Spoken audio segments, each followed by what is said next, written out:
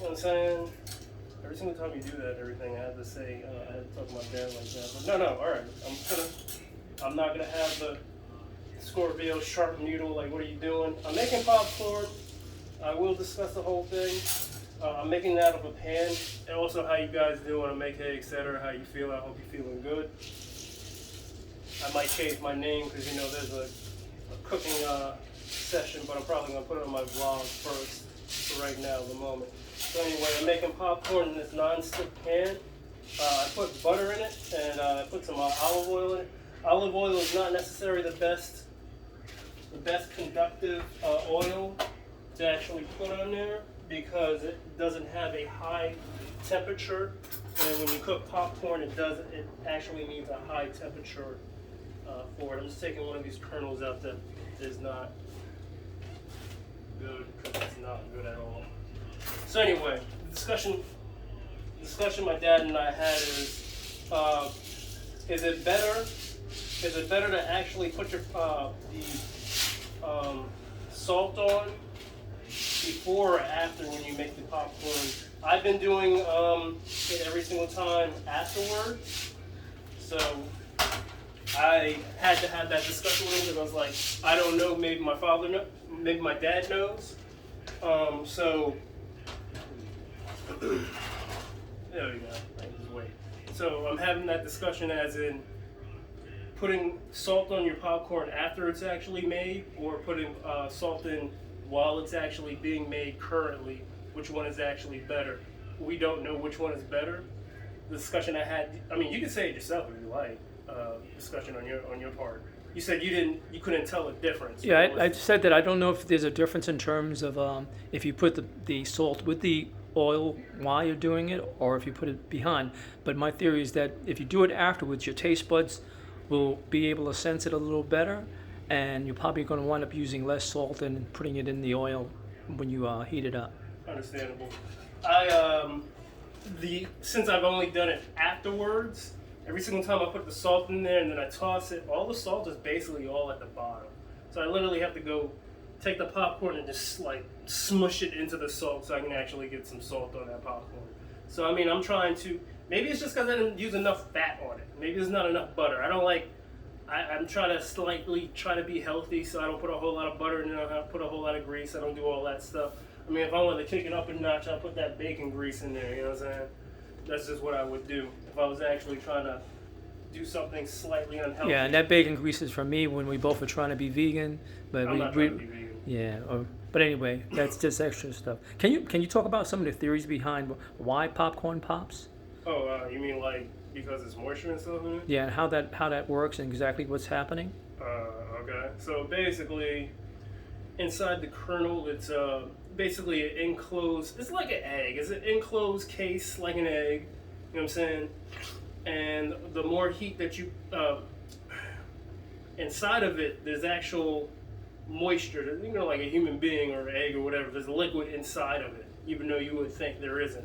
There's actually liquid inside of it. The more you heat it and heat it up, since it's in a closed area, it's going to explode. So basically, the moisture, like my dad said, the moisture turns into steam. The steam actually makes the kernel pop and it opens up like a flower. That's how I look at it. All right. Thank you. Yeah. So we'll see how this goes, because I don't really know if it's going to taste better or it's going to taste worse, or like it's going to burn it, because like the salt is in the actual butter and everything like that, so it might taste differently than what it would have been. I mean, it's obviously going to taste different, but I mean, like, I don't want it to taste like a burnt sensation. Yeah, I don't think that's going to happen because when it comes to the salt, because salt is pretty much a rock, right? So you can heat up salt really high, and it shouldn't burn at all. I mean, your concern is that you have to listen for the popcorn to pop and stop popping, and then you have to stop right away because it's going to burn. Right? Yeah, so that's the challenge. You don't want to, I mean, once it starts popping, if you walked away, you need to come back and just watch it so that, by the time you come back to it, you have perfect popcorn. And then one of the things is that after it first comes out, if you put it into a container and salt it right then, it might still have enough moisture on it so that more salt clings to it. Yeah, I mean, that's what I try to do. It's like literally once it pops up. Yeah, but I have the same challenge with the popcorn because I like to put brewer's yeast on my popcorn. It gives like a cheesy kind of flavor. Okay. And so people who are vegetarian or vegan, I believe that gives us like the B12. So you gotta, I say that again, please. Yeah, so what I add brewer's yeast, and some people may be familiar with it. You can look it up if you're interested in what brewer's yeast is, but it has like a cheesy kind of flavor to it. So when you make your popcorn, you can throw it on there too. And yes, and it's the same challenge that you wind up having a lot of it on the bottom, but just experiment. Okay. You know, and popcorn's a nice snack. I mean, obviously putting the oil ups the calories. It's corn, so you know. Yeah. We're gonna try to say it's okay. Yeah. Corn really don't have that in there. But yeah, I'm enjoying myself. My dad has helped me out. My dad has helped me out very much so. He helped me clean up most of my apartment, put a lot of the stuff away because I live kind of bummy to a certain degree. I kind of live like I don't live here. The reason why I have that mentality of like I live here, but I pay rent, but I don't live here is because this is not my final dwelling. My final dwelling is my house. Yeah, I never wanted to get into the mindset that I live here. Yeah, but I think that's some male energy. We can overlook stuff. Yeah, I mean, as long as we have a place to sleep and some food, we good to go. True. All right, so he's taking out the big pan, getting prepared to throw it in there. You never know. I mean, I put a little bit more oil than I usually would, because I'm like also that I appreciate you buying this nonstick pan. I've never messed with a nonstick pan being alive for 38 years. Reason being is I heard back in the day when Teflon just came out, they're like, oh yeah, no, that's killing people. Yeah. I was like, oh, well, no, I'm not ever going to buy that. Yeah. I don't know the science on it presently, but I think that the non-stick has been improved so it doesn't actually peel off anymore. So yeah, at least not as much as it used to. Yeah. But if you didn't know this, all the actual formula of the non-stick is in the water and everything. It's in our blood. Yeah. So if you ever drink tap water, it's in your body. Yeah, we have high contents of plastic in our body, and so as the viewers will know that I'm here and I have to be observant of a grown man, but I went out of my way to make sure I got the right utensils for that non-skid. I got him some silicone because he got a thing about plastic too. He don't want to deal with no plastic. Yeah, I really don't. You know, he don't want that plastic. If I can get my water in glass, I would love to get my water. Well, more or less, if I can get rainwater, that would be better. If I can get the stuff out of here with a Brita and actually worked, I would do that. It's just I don't want stuff in plastic.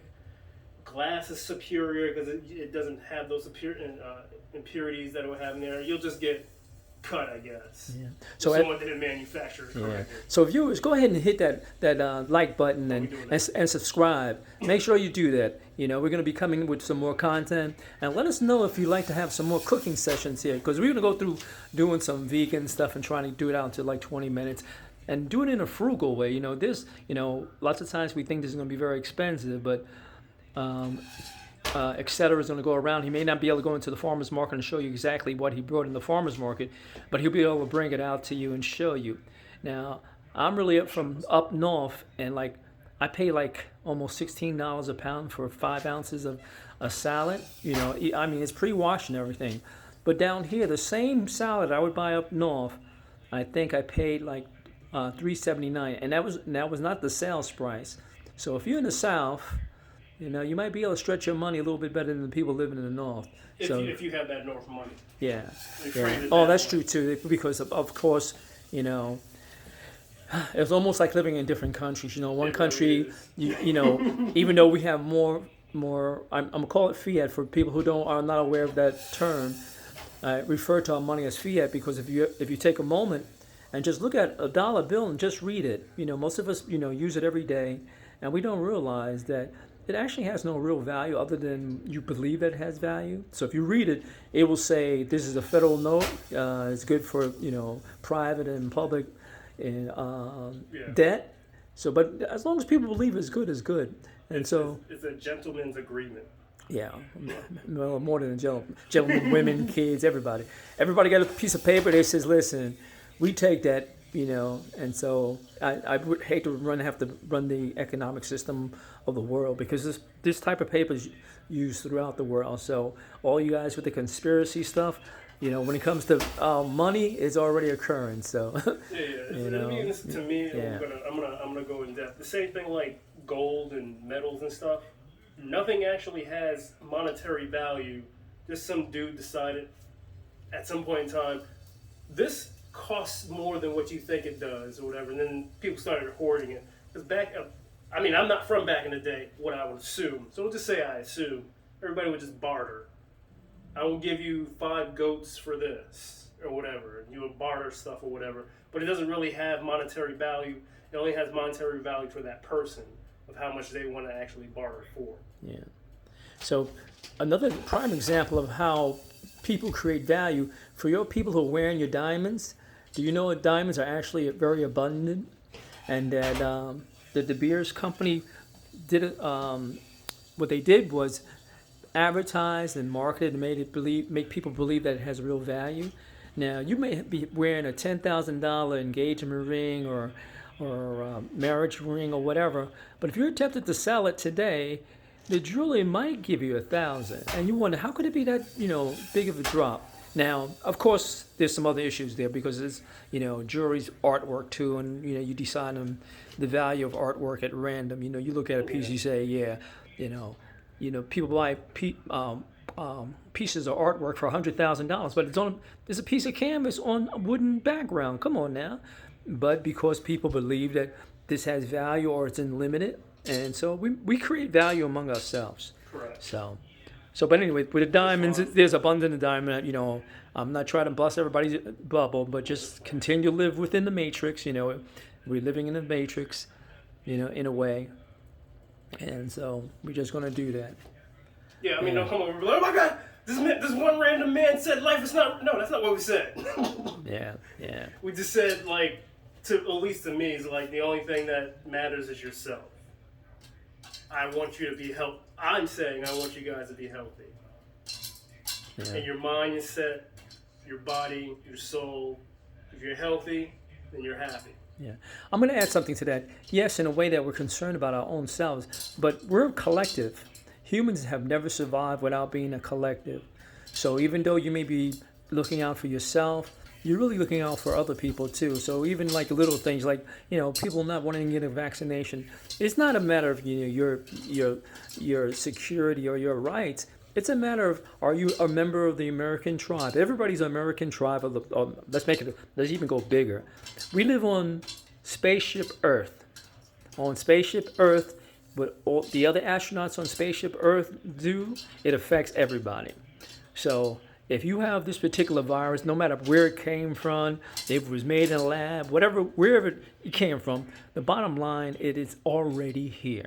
Yeah. So we know that presently, they claim that 90% of the people who are now being admitted to the hospital for the Delta variant are non-vaccinated people. All right, so if you're one of the people who are not getting vaccinated, please get vaccinated. And if you believe it's against your civil rights or whatever, ask yourself, would you want me to come to your house and tell you that I didn't get my polio shot, my measles shot, my chicken pox shot, and I just traveled throughout the world? Do you really want me to come up in your house that way? Would you be angry if people's children didn't do that? I have a better one because I'm an extreme person. I bust in your house. Hey, this is my right of my religion to shoot you in the face. Look, I have a book where it has a right of religion that your name's right. That's how I'm trying to say it. Do you really want me to come in and bust in your house and shoot you in the face because I have a religious book with your name on it saying that this is my religion to actually do it? No, we all live together. Let's not do that. Let's not. Yeah. and to add to the point about the religion, even if your book says that for most people, they would say the God is superior. So why would God need you to run around and actually tell other people what to do? God created us in perfection. So whatever you're doing, and you may not want to hear this, it's in perfection. Because it would be contradictory to say that that on one hand you're not perfect, and then on the other hand to say the Creator is perfect. So I don't know about all these different religions, but the ones that I've been exposed to generally claim that their particular creator is perfect and creates things perfectly. Ah, crap. Yeah, you gotta be careful. Yeah. So I kind of it's not popping as much, but I might pop until I just hear maybe just a couple more because I didn't see how much you actually put in there. No, it's still you still got a bunch in this. Yeah, I It's know. I still popping. got a bunch of it. That's why I'm like, I don't. Yeah. Because I mean, like, non-stick is not meant to have high heat at all. Well, I don't know the sign. I assume to the old one, so maybe there's a new one. Maybe the seal is different because I know some of them they actually are some kind of way they're doing something to the metal. That particular pot doesn't look like it's done to the metal. Maybe it's a coating. I'm not sure. So, but it's a nice one. Yeah, I'm not saying that it can't take high heat. I'm just saying. No, you don't want it to. In general, non-stick stuff is made for like making eggs and stuff that's dainty. Yeah. Oh, yeah. Or just you make it easy for you to clean up too. Yeah, that's why I like it. Yeah, it's just come pretty clean. All right, he's pouring out. Look at that. Very good. Only a few kernels. Kind of burned it, like the salt. The Yeah. bottom is burnt. Yeah. Oh, people, the reason why it might be burned is because he used. He kind of is into a whole bunch of different spices. So he's got this fancy salt. This salt has lemon essence in it. So it probably would work on some salmon when you sprinkle it. So that's kind of why it burnt. But if you're using like a pure unflavored salt, you'll probably find that that you wouldn't have that burning at the bottom. All right, so go ahead and hit that like button. Once again, yeah. Yeah, and please subscribe. I need money.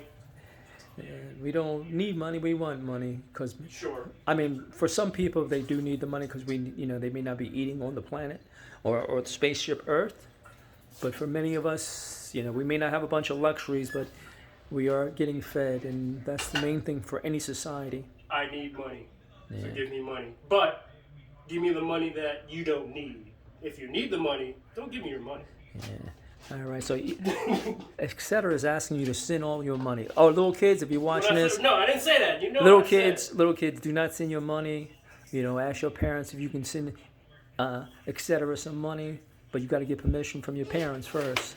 Because we If they seen have money there used to be some and they're long rich. time ago. There was some guy on TV, and it was like a children's show, and he actually asked the kids to send money.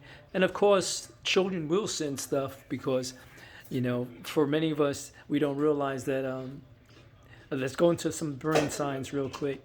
The brain is not fully developed until we around 25, and the part of the brain that we need to have developed to help us make better decisions is the I believe it's the prefrontal cortex, and that's like in the front part of the brain, and it helps us to make better decisions throughout life. So when we're younger, our parents hold our hands, and there's a good reason for holding your baby's hand, because your baby will run in the street on a highway, 8 lanes, and not even blink an eye. So we hold that child's, and so even then we still keep children under our protection. Even though they're leaving the house at 17, 18 years old, we're hoping that everything will be good for them, but still at that point, they still don't have a fully developed brain. Well, not for me. My parents were like, hey, what? Huh, what? Hey, you're not a mortal. Okay? You can die. Yeah. Oh, for real? Yeah. Yeah, you only get one life. Oh. You should have said this earlier. Yeah. So, I mean, obviously his parents, who was me and his mom, that's what parents do. We know intuitively, even if we don't know the science behind the brain, we know we have to give our children information and keep them protected. When a child sees an oven, they don't know it's hot, and when you tell them the word hot, they have no concept of what hot is. But you don't really want your child learning from experience what hot is, so that's why we scream at them. We go, "That's hot! Get away from there!" So they don't know what that means, but they know they better not stand around that stove because their parents are going to scream at them. And then later on, as they get older, maybe they're out in the sun and someone says it's hot, then they get a sense of, oh, hot. But they don't know how hot the oven is, but they get an idea. And maybe once in a while they might get caught up and touch something that was hot, and they have a good day. Yeah, All my right. parents, before we go, my parents basically already knew, like, if my parents say something to me, they meant it, so they're only doing something to help me out. Yeah. It was never malicious ever in my life. Yeah. All right, viewers. Appreciate that. We're going to conclude now, and we'd like you to go ahead and hit that like button, and keep on subscribing. And we'd like your comments. Would you like us to add any more cooking, which we will be doing in the future? And we're trying to limit it to 20 minutes, or maybe if you want it a little shorter, you might not actually see the cooking process. We'll cut it and prep everything. All right. So go Before ahead. we go, sorry. So yeah, putting salt in it first, and then putting salt in it after makes it a lot better. So I recommend putting the salt in the oil. Get your popcorn and throw some more salt in there. Yeah. It'll be good. It's good. It tastes a lot better than it has before. That's it. All right. Signing out. Have a great day.